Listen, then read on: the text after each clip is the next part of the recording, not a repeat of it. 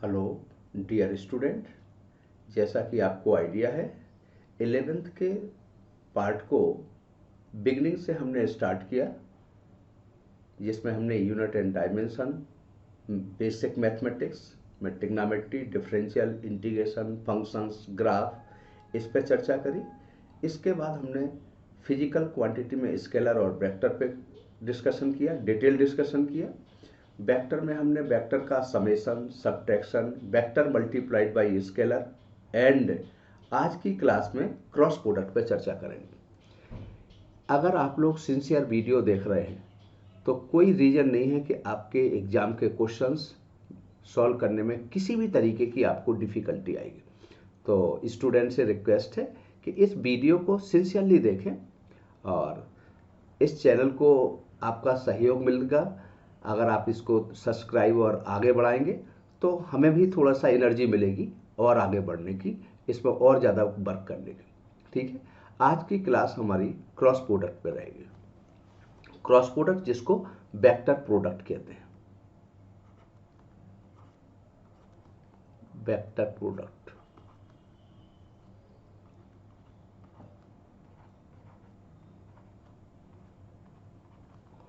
और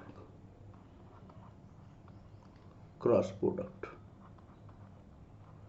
आपने देखा था कि डॉट प्रोडक्ट के जब दो वेक्टर क्वांटिटी का डॉट प्रोडक्ट करते हैं तो रिजल्टेंट क्वांटिटी स्केलर होती है, क्योंकि दोनों क्वांटिटी का मैग्नीट्यूड और कोसाइन एंगल के टर्म में देखा जाता है। तो देखा था कि दो वेक्टर क्वांटिटी का डॉट प्रोडक्ट करेंगे तो रिजल्टेंट क्वांटिटी स्केलर क्वांटिटी होगी और उसका सबसे अच्छा यूज दो वेक्टर्स के बीच का एंगल निकालने में किया जाएगा। क्रॉस प्रोडक्ट जब करेंगे, दो वेक्टर क्वांटिटी का क्रॉस प्रोडक्ट करेंगे तो रिजल्टेंट क्वांटिटी वेक्टर आएगी। कैसी क्वांटिटी आएगी? वेक्टर क्वांटिटी आएगी। और एक चीज, जो रिजल्टेंट आएगा वो इन दोनों के प्लेन के परपेंडिकुलर होगा। देखो जैसे मैं लिख रहा हूं ए क्रॉस बी, ये वेक्टर ए है, क्रॉस बी। तो क्रॉस प्रोडक्ट को डिफाइन करते A cross B equal to होता है mod of A, mod of A, mod of B sine theta into unit vector of N होता है। अब बताओ, ये क्वांटिटी तो स्केलर है, मैग्नीट्यूड है, ये भी स्केलर है, ये भी है numerical number. Numerical number multiplied by vector, तो रिजल्टेंट क्वांटिटी क्या आएगी? वेक्टर क्वांटिटी आएगी। अगर मान लो इस क्वांटिटी जहां पे एन का सवाल है, एन यूनिट वेक्टर है जो कि प्लेन ए बी के परपेंडिकुलर होगा, ए के भी परपेंडिकुलर होगा, बी के भी परपेंडिकुलर। मान लो अगर मैं आर इक्वल टू लिख दूं, क्या लिख दूं यहाँ पे? R equal to A cross B कर दूं। R equal to A cross B कर दिया, आर इज इक्वल टू कर दिया ए क्रॉस बी। इसका मतलब होगा आर किसके परपेंडिकुलर होगा? ए के परपेंडिकुलर होगा। आर किसके परपेंडिकुलर होगा? बी के भी perpendicular. It means R perpendicular to A होगा। हमने कहा था इसमें जो रिजल्टेंट आता है वो इस प्लेन के परपेंडिकुलर होता है। आर किसके परपेंडिकुलर होगा? आर परपेंडिकुलर टू बी होगा। आर ए के परपेंडिकुलर होने का मतलब आर और ए का डॉट प्रोडक्ट जीरो आएगा। आर और ए का डॉट प्रोडक्ट क्या आएगा? जीरो। आर बी के परपेंडिकुलर होने का मतलब आर और बी का डॉट प्रोडक्ट भी जीरो आएगा, क्योंकि परपेंडिकुलर वेक्टर का डॉट प्रोडक्ट ऑलवेज जीरो होगा। इसका मतलब होता है जब दो वेक्टर क्वांटिटी का क्रॉस प्रोडक्ट करेंगे तो रिजल्टेंट क्वांटिटी वेक्टर आएगी और प्लेन के परपेंडिकुलर होगी, यानी ए के भी परपेंडिकुलर होगी, बी के भी परपेंडिकुलर होगी। अगर हम ऐसा भी लिखें तो भी कोई दिक्कत नहीं है, ए के परपेंडिकुलर है और बी के भी परपेंडिकुलर, यानी आर परपेंडिकुलर टू ए है, आर परपेंडिकुलर टू बी है। आर ए प्लस बी के भी परपेंडिकुलर होगा, आर ए माइनस बी के भी परपेंडिकुलर होगा। अब आता है कि दो वेक्टर क्वांटिटी का एंगल कैसे निकालें। तो सपोज करो ये वेक्टर ए है और ये वेक्टर बी है, ये वेक्टर ए है, ये वेक्टर बी है। तो ए और बी के अगर हम इसका डायरेक्शन निकालें रिजल्टेंट का, तो अब क्या करेंगे? ए को बी के तरफ टर्न करा दें फिंगर्स को, ये एंगल थीटा है, इस एंगल को से थीटा कह दिया। तो रिजल्टेंट वेक्टर की ए बी की तरफ टर्न करा तो आप देख रहे हैं कि ये प्लेन के perpendicular plane of paper upward आ रहा है, या यहाँ पे अगर आप देख रहे हैं इस लैपटॉप पर तो अपवर्ड आएगा। अगर हम बी क्रॉस ए करें तो बी से ए की तरफ जाएंगे तो ये बोर्ड के अंदर की तरफ आएगा। आप देख सकते हैं, अपनी कॉपी पे रख के देखें, फिंगर को बी से ए की तरफ करें, इसका मतलब होता है ए क्रॉस बी क्रॉस ए के बराबर नहीं होगा और इसकी डायरेक्शन थंब के द्वारा दिखाई जाएगी। क्यों नहीं होगा? वेक्टर क्वांटिटी को तीन तरीके से जज करते हैं। एक तो उसका मैग्नीट्यूड, या तो अगर वेक्टर क्वांटिटी चेंज कर रहे हैं तो क्या होना चाहिए, या तो मैग्नीट्यूड चेंज होना चाहिए, या डायरेक्शन चेंज होना चाहिए, या दोनों चेंज होना चाहिए। तो ए क्रॉस बी की डायरेक्शन हमने कहा कि बोर्ड से बाहर की तरफ है और बी क्रॉस ए की डायरेक्शन बोर्ड से अंदर की तरफ है। इसका मतलब डायरेक्शन बदल गया, डायरेक्शन बदल गया मतलब वेक्टर बदल गया। इसका मतलब ये कॉम्यूटेटिव लॉ को ओबे नहीं करेगा। ए क्रॉस बी क्रॉस ए के बीच का एंगल 180 डिग्री आएगा। हम कुछ एग्जाम्पल लिख रहे हैं, कई बार बच्चे ऐसा बोलते हैं कि ऐसे कुछ एग्जाम्पल भी साथ में लिखा करो जिससे ये पता चले कि क्रॉस प्रोडक्ट के अंदर। तो देखो मैं एक एग्जाम्पल लिख रहा हूँ, टॉ इक्वल टू कितना होता है, R cross F. Tau equal to होता है आर क्रॉस एफ। इसका मतलब टॉ की डायरेक्शन आर के भी परपेंडिकुलर होगा और एफ के भी परपेंडिकुलर होगा। क्लियर है? Angular momentum L, angular momentum L equal to होता है movement of the linear momentum. उसको मूवमेंट ऑफ फोर्स कहते हैं, इसको linear moment, movement of linear momentum, जिसको एंगुलर मोमेंटम कहते हैं। तो यहाँ पे जो एल आएगा इसकी डायरेक्शन आर के भी परपेंडिकुलर होगा और पी के परपेंडिकुलर। और आगे जाओगे, जो 12th पास होंगे या 12th स्टडी होंगे वो मैग्नेटिक फोर्स का फॉर्मूला देखते हैं, क्यू वी क्रॉस बी। इसका मतलब है मैग्नेटिक फोर्स की डायरेक्शन किसके परपेंडिकुलर होगा, वेलोसिटी वेक्टर के भी परपेंडिकुलर होगा और मैग्नेटिक फील्ड वेक्टर के भी परपेंडिकुलर। और भी कई एग्जाम्पल ऐसे हो सकते हैं जो बताएंगे कि दो वेक्टर क्वांटिटी का क्रॉस प्रोडक्ट करेंगे तो रिजल्टेंट क्वांटिटी वेक्टर आएगी और रिजल्टेंट क्वांटिटी जो वेक्टर आएगी वो उस प्लेन के परपेंडिकुलर होगी। हमने डॉट प्रोडक्ट के द्वारा भी परपेंडिकुलर कैलकुलेट करके देखा था इन द प्लेन। यहाँ पे जो आएगा वो प्लेन के परपेंडिकुलर आएगा। तो दो वेक्टर क्वांटिटी की डायरेक्शन निकालने के लिए हम सबसे अच्छा तरीका क्या करते हैं, इस रूल। अब देखो यहाँ पे आई जे के फॉर्म में लिखें, तो जब आई जे के फॉर्म में लिखते हैं तो यहाँ पर एक सर्कल बना रहे हैं हम, यहाँ पे ध्यान से देखो, और आई क्रॉस आई करोगे तो कितना आ जाएगा, देखो जी आई लिख दिया, जे लिख दिया, के लिख दिया, जी आई है, इसी डायरेक्शन में जा रहे हैं हम, एंटी क्लॉकवाइज डायरेक्शन में। तो आई क्रॉस जे क्या होगा, पहले तो आई क्रॉस आई करें तो आई क्रॉस आई 0 होगा। अच्छा क्यों 0 होगा, क्योंकि मॉड ऑफ आई और साइन 0 आएगा, तो साइन 0 की वैल्यू 0 होती है। या आई क्रॉस माइनस आई करें तो 180 आएगा, तो भी तो आपका बताओ कब होगा। इसी प्रकार जे क्रॉस जे करें तो पैरेलल वेक्टर का या एंटी पैरेलल वेक्टर का क्रॉस प्रोडक्ट 0 होगा। के क्रॉस के करें तो क्या जाएगा, के क्रॉस के करेंगे तो भी 0 आएगा। आई क्रॉस जे करेंगे तो क्या आएगा, आई क्रॉस जे कर रहे तो के आ रहा।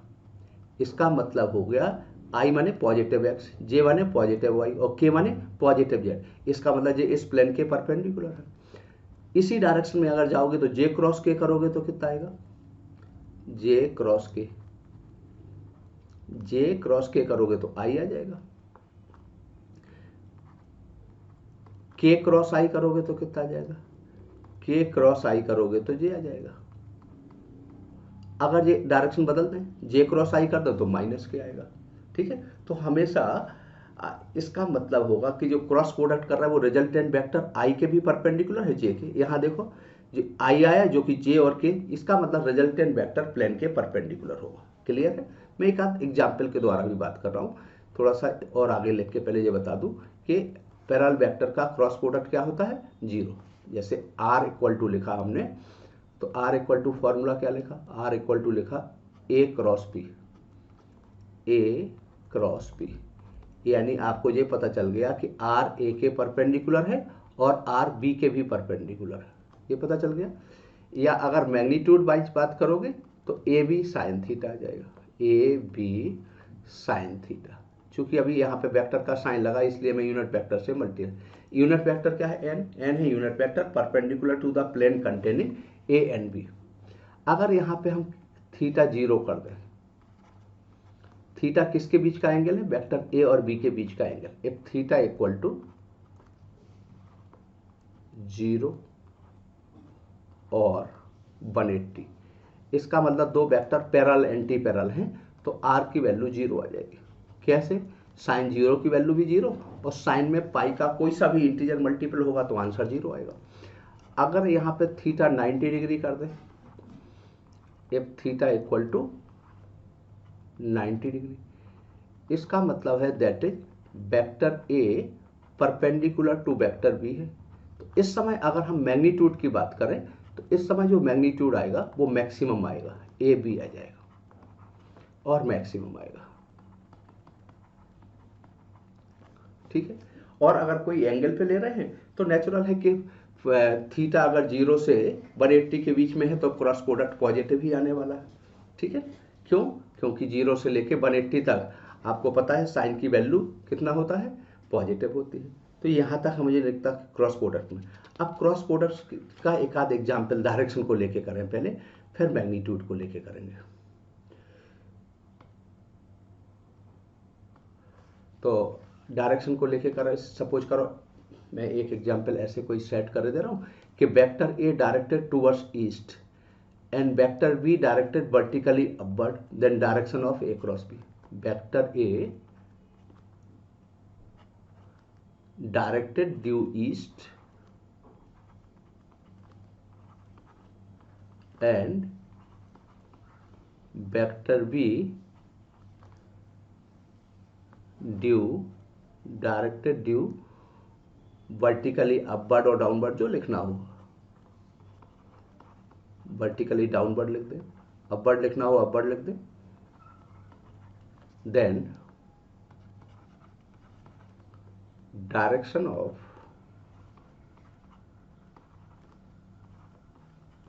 Vector A cross vector B, A cross B की डायरेक्शन बताना। तो एक तो वही राइट हैंड स्क्रू रूल से करते हैं, दूसरा तरीका मैं हमेशा उससे पसंद कभी नहीं करता हूं। तो दूसरा तरीका क्या होगा? आई जे के फॉर्म में लिखना सीखें ताकि कभी कोई फिंगर को टर्न कर्ल करने की जरूरत ही ना पड़े। ठीक है। तो देखो आपका ये ईस्ट वेस्ट नॉर्थ साउथ कर रहा है। ये क्या है बताओ? ईस्ट है, वेस्ट है, ये ईस्ट हो गया। ईस्ट का मतलब पॉजिटिव एक्स, वेस्ट का मतलब नेगेटिव एक्स, ये नॉर्थ हो गया माने पॉजिटिव वाई, एस का मतलब पॉजिटिव जी। ठीक है। अब आपको पता है इसके अलोंग यूनिट वेक्टर क्या होता है? ईस्ट के अलोंग यूनिट वेक्टर लोगे तो आई आ जाएगा। तो यहाँ यूनिट वेक्टर आ गया आई, तो यहाँ क्या आएगा? माइनस आई। यहाँ पे क्या होगा? जे, यहाँ पे होगा माइनस जे। वर्टिकली डाउनवर्ड को लिखते हैं के, और वर्टिकली अपवर्ड को लिखते हैं पॉजिटिव के, और वर्टिकली डाउनवर्ड को नेगेटिव के। तो अब direction of A cross B निकालना है, ए क्रॉस बी की डायरेक्शन निकालना। ए क्रॉस बी की डायरेक्शन निकालोगे तो बताओ क्या होगा? ए के लॉन्ग यूनिट वेक्टर है आई, इसके लॉन्ग यूनिट वेक्टर है के, तो आई क्रॉस के कितना आएगा? और देखो जो अभी मैंने लिखा है, देखो यहाँ लिखवाया था आई जे के। अब आई क्रॉस के करोगे तो अपोजिट डायरेक्शन में जा रहे तो माइनस जे आएगा, और माइनस पहले से लगा तो प्लस जे आ जाएगा। इसका मतलब ए क्रॉस बी की डायरेक्शन टूवर्ड्स नॉर्थ होगी। कैसी होगी? Towards north. आगे वाले पेज पे मैं बी क्रॉस ए की डायरेक्शन भी लिख रहा हूं। बी क्रॉस ए की डायरेक्शन करें तो हमने जैसा कि पहले बता दिया वेक्टर क्वांटिटी तीन तरीके से चेंज होती है, either change in magnitude, direction और बोथ। अब बी है आपका माइनस के और ये था आपका आई, तो के क्रॉस आई कर रहा है, के क्रॉस आई कर रहा है यहाँ पे। अब फिर से देखो वही आई जे के फॉर्म में फिर से देखना शुरू करो, आई जे और के फॉर्म में ये लिखा आई। ये हर बार मैं क्यों लिख रहा हूँ कि कुछ 11th के बच्चों के लिए बात बता रहा हूँ, तो उनके लिए थोड़ा सा नई बात है, कुछ दिन के बाद उनकी प्रैक्टिस में आ जाएगी, फिर उनके लिए भी बड़ा सिंपल हो जाएगा। तो I J unit vector J unit vector of K. अब बताओ के क्रॉस आई करेंगे तो क्या आएगा? के क्रॉस आई आएगा तो जे आएगा, आएगा, लेकिन माइनस साइन लगा है तो माइनस जे आ गया। माइनस जे का मतलब साउथ आ गया। इसका मतलब ए क्रॉस बी और बी क्रॉस ए के बीच का एंगल क्या है? that means that is angle between A cross B and B cross A is 180 degree, that is pi radian. A और बी के बीच का एंगल पाई रेडियन कितना आ जाएगा? डायरेक्शन को क्रॉस प्रोडक्ट से भी करके देखना चाहें तो मैं क्रॉस प्रोडक्ट से भी करूं। देखो यहाँ पे बी क्रॉस ए करोगे तो ये डायरेक्शन कैसी आ जाएगी? एक तो आपका ऊपर की तरफ आएगा, ऐसे करोगे तो ये आ जाएगा साउथ के अलोंग आ जाएगा। किसके अलोंग आएगा? साउथ के अलोंग। अब एक न्यूमेरिकल क्वेश्चन कर रहा हूँ और देख रहे हैं क्रॉस प्रोडक्ट का यूज कर रहे हैं। क्रॉस प्रोडक्ट का यूज करना कैसे आता है? एक क्रॉस प्रोडक्ट का पहले हम क्रॉस प्रोडक्ट करके दिखा रहे हैं, कैसे क्रॉस प्रोडक्ट किया जाए वो करके दिखा रहे हैं। जैसे मान लो कोई वेक्टर ले लें ए, एक एग्जाम्पल के टर्म में जो आपको वैल्यू चाहिए है वो वैल्यू लिख दो, हम उस वैल्यू के अकॉर्डिंग कर रहे हैं। वेक्टर ए लिख दिया, मान लो i plus 2j plus 3k, ये वेक्टर ए है, i plus j plus k। Vector b कर दिया, b कर दिया कितना? वेक्टर b इक्वल टू कितना आ जाएगा?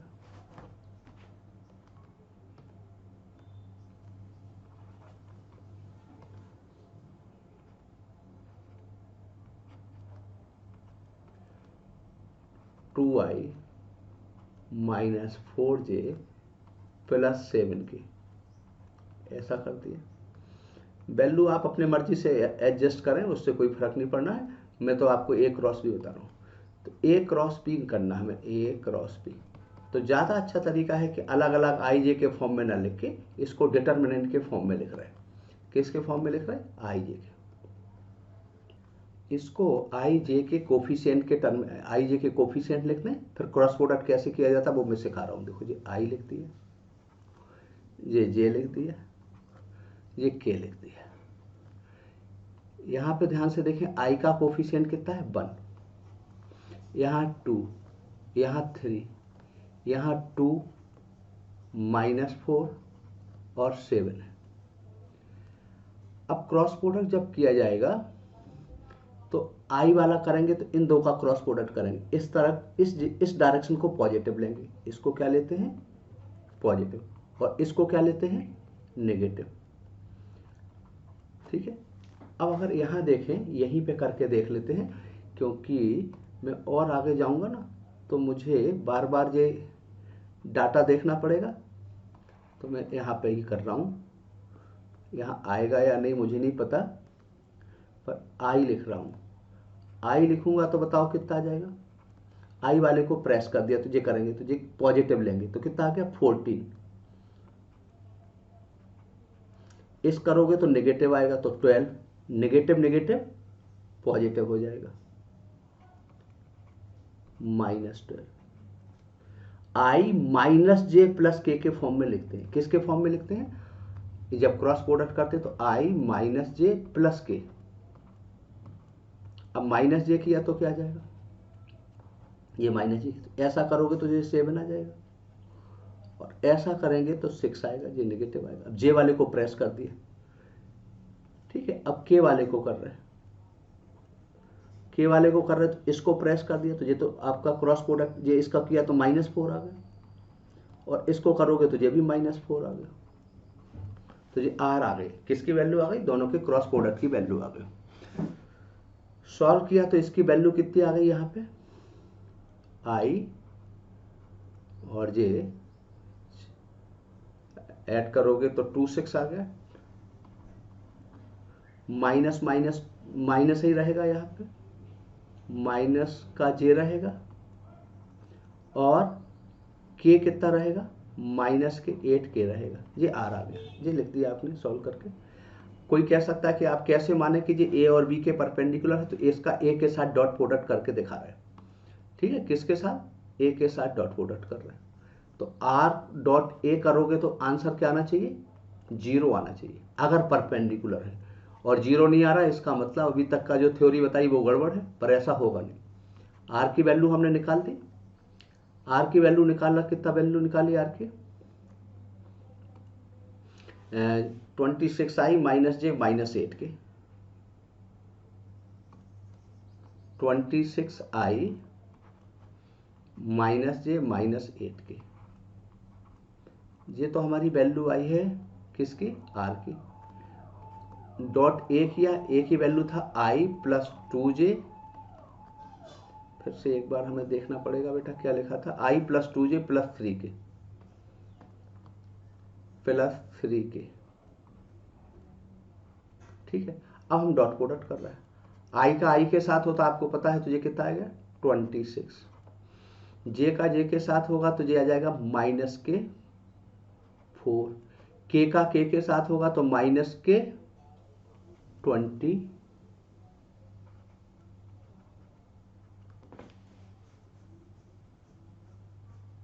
ये -2 आया, सॉरी यहाँ पे देखो, जे का इसके साथ करोगे तो -2 आएगा, तो ये -2 आया और माइनस के 24 आया, आंसर 0 आ रहा।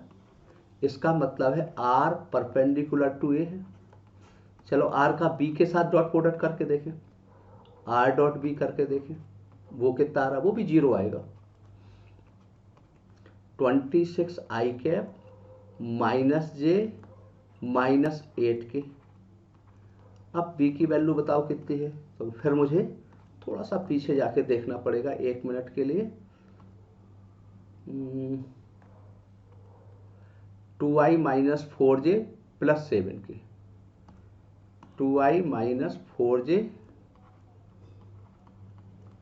प्लस 7 के, चेक करता हूँ बेटा, आई जे को फिर से कर रहा हूँ, आई का आई के साथ करोगे तो ये 52 आ गया, जे का जे के साथ किया तो प्लस के 4 आ गया, और ये कितना आ गया माइनस के 56, देखो प्लस के 56 माइनस आ गया। इसका मतलब क्रॉस प्रोडक्ट को जब लिखना है तो आई माइनस जे प्लस के फॉर्म में लिखना है, और इस तरीके से क्रॉस प्रोडक्ट करेंगे। क्रॉस प्रोडक्ट क्या करता है, क्रॉस प्रोडक्ट पैरेललोग्राम का एरिया निकाल देता है। इसका यूज क्या है, एरिया निकालेंगे। एरिया को मैथमेटिक्स के लोग स्केलर क्वांटिटी की तरह से ट्रीट करते हैं, एरिया वास्तव में स्केलर क्वांटिटी नहीं है, एरिया वेक्टर क्वांटिटी है, जो कि हमेशा प्लेन के परपेंडिकुलर होती है। किसके परपेंडिकुलर होती है, always perpendicular to the plane होता है। जैसे अगर ये मैं लिखूं तो एरिया हमेशा किसके परपेंडिकुलर होगा, प्लेन के परपेंडिकुलर होगा। देखो ये एरिया लिख रहा हूँ, जो यहाँ पे मैंने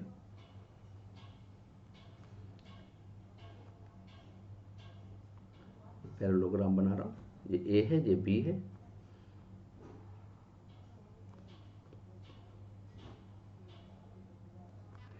ये वेक्टर ए है, ये वेक्टर बी है,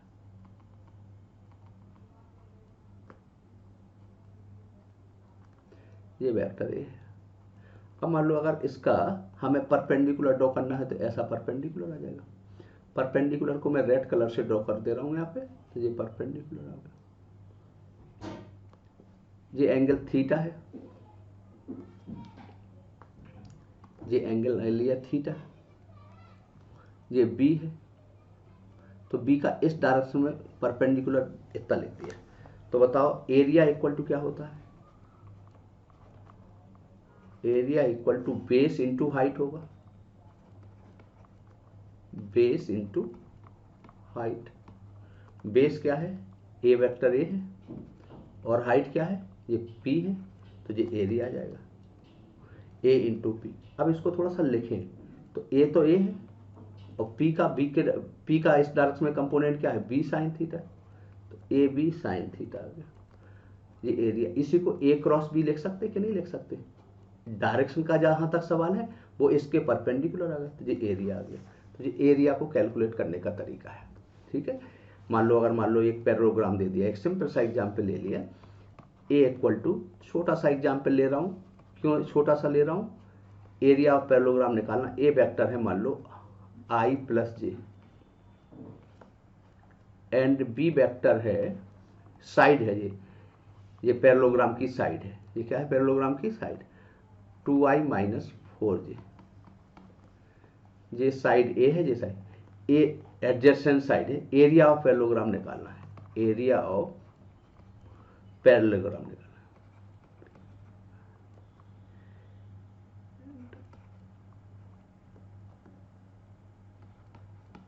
एरिया ये साइड है, ये क्या है, साइड है। तो एरिया ऑफ पैरेललोग्राम निकालोगे तो क्या करोगे बताओ, एरिया ऑफ पैरेललोग्राम कैलकुलेट करना है। तो क्या करेंगे,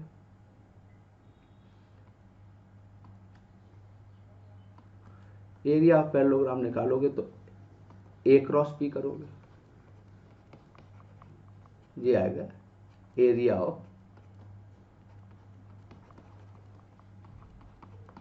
पैरेललोग्राम। ठीक है, अब बताओ ए और बी की वैल्यू अभी अभी हमने कुछ अरेंज करी, ये साइड है, ध्यान रखना बेटा, ये क्या है, साइड। ए की वैल्यू है आई प्लस जे, बी की वैल्यू है 2i माइनस 4j, ये है i प्लस जे और वो था 2i माइनस 4j, जहां तक मुझे याद आ रहा, एक बार मैं और देख लेता हूं, या कुछ भी होगा उससे क्या फर्क पड़ना है।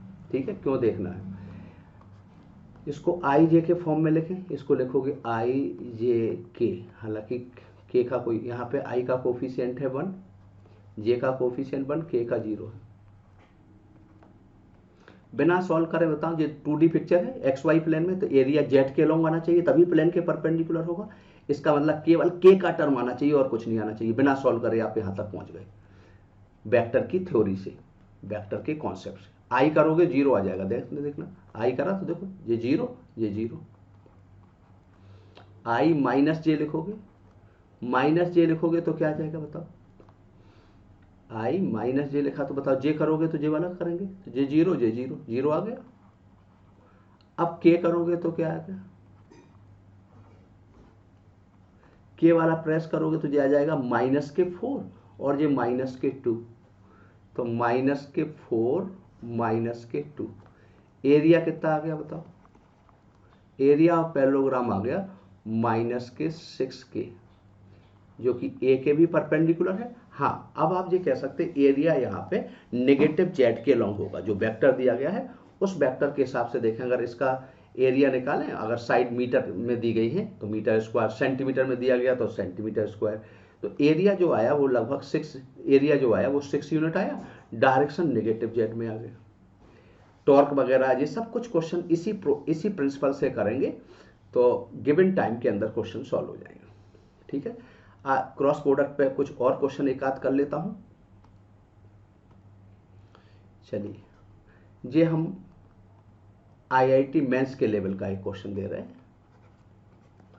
Particle having charge 10 microcoulomb moving with velocity, चूंकि मुझे खुद मैथमेटिक्स सॉल्व करना है तो मैं सिंपल से लिख रहा हूं आई प्लस जे प्लस के, नहीं तो ज़्यादा लिख देता आई प्लस 10 के प्लस 20 के, कुछ भी लिख देता, मीटर पर second. Under a uniform magnetic field, under a uniform magnetic field 2i minus 3j minus 4k Tesla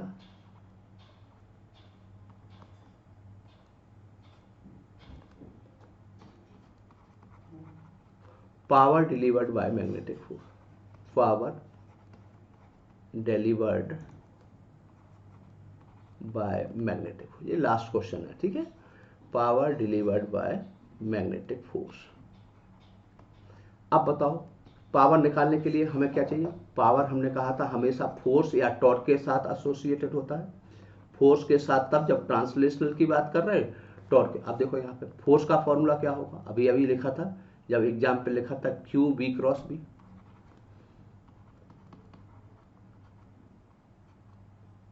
आ जाएगा, ये फोर्स का फॉर्मूला।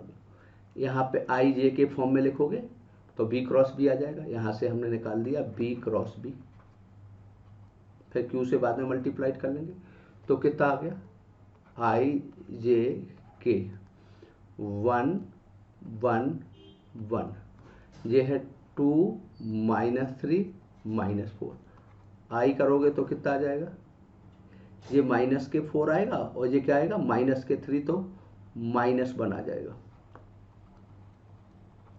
जे करेंगे तो जे माइनस के 4 आएगा और जे माइनस के 2 आएगा। -4 -2 तो -6 हो जाएगा।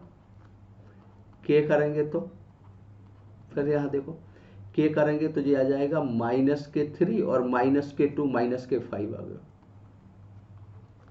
सॉल्व किया तो कितना आ गया बताओ, -i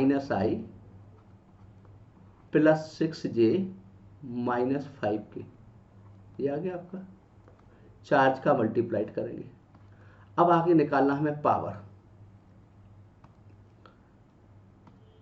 पावर इक्वल टू क्या होता है, power equal to dot product of force to the velocity. Force तो आप निकाल चुके हैं, वेलोसिटी से डॉट प्रोडक्ट करें। क्यू का और मल्टीप्लाइड करोगे इसमें, तो क्यू का मल्टीप्लाइड करोगे तो हम थोड़ा सा पीछे फिर से जाएं। क्यू की वैल्यू कितनी थी यहाँ पे 10 माइक्रोकूलम, तो 10 और दिस मच आ जाएगा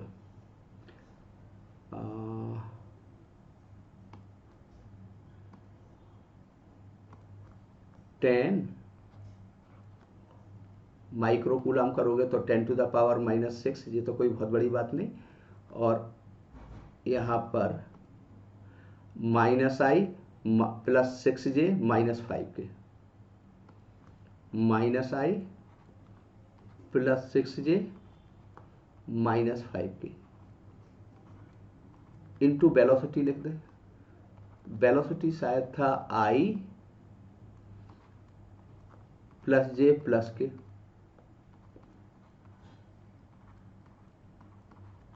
अब हम डॉट प्रोडक्ट कर रहे हैं, तो ये 10⁻⁻5 हो गया। इसका करोगे तो i का i के साथ आएगा तो कितना आएगा -1, j का j के साथ आएगा तो +6, k का k के साथ आएगा तो -5। ये आंसर 0 वाट आ गया। तो पावर कितना आ गया 0 वाट। पर अगर किसी बच्चे को फिजिक्स का प्रिंसिपल पता है तो इसी क्वेश्चन को वो 10 सेकंड के अंदर सॉल्व कर लेगा। 10 सेकंड भी मैंने ज़्यादा बता दिया, विदिन 10 सेकंड सॉल्व कर लेगा। कैसे देखो, Fm इक्वल टू कितना होता है, अभी आपने लिखा Q B cross B। Fm की वैल्यू है Q B क्रॉस B। और आपको ये भी पता चल गया फोर्स वेक्टर किसके परपेंडिकुलर है, वेलोसिटी वेक्टर के परपेंडिकुलर है। क्रॉस प्रोडक्ट की प्रॉपर्टी से ये भी पता चला था force vector magnetic field vector के भी परपेंडिकुलर है। तो अगर ये परपेंडिकुलर है तो इन दोनों परपेंडिकुलर वेक्टर का डॉट प्रोडक्ट क्या आएगा 0, और यही पावर कहलाता है। तो पावर कितना आ गया बताओ। तो अगर किसी बच्चे से पूछा जाए कि इतनी लंबी कैलकुलेशन करना, यहाँ क्रॉस प्रोडक्ट की प्रॉपर्टी से पता चला force perpendicular to the velocity, so force और वेलोसिटी का डॉट प्रोडक्ट 0 होगा और यही मैग्नेटिक फोर्स के द्वारा पावर आएगा। तो कोई ना क्रॉस प्रोडक्ट करेगा ना डॉट प्रोडक्ट करेगा। तो इस तरीके से हमारे पास कॉन्सेप्ट आना चाहिए। ठीक है, चलिए थैंक यू वेरी मच। फिर से एक बात, जैसा कि रिपीटेडली बोल रहा हूँ, बेटा इसको सब्सक्राइब कराएं ज़्यादा से ज़्यादा, और इसको लाइक कमेंट्स के द्वारा बताएं कि क्या चाहते हैं आप लोग, और थोड़ा सा अपने फ्रेंड्स में इसको एक्सपेंड कराने की कोशिश करें, ताकि पढ़ाने वाले का मन भी थोड़ा सा एनर्जी से भर जाए। क्योंकि जब कोई काम करता है ना, तो वो ज़रूर चाहता है कि फिर वो उसे किस रेंज में सक्सेस मिल रही है, वो उसको मेजर करने की कोशिश करता है। ये एक ह्यूमन टेंडेंसी है। तो थोड़ा सा आप लोग इसमें हमारे लिए प्रयास करें बेटा। Thank you very much.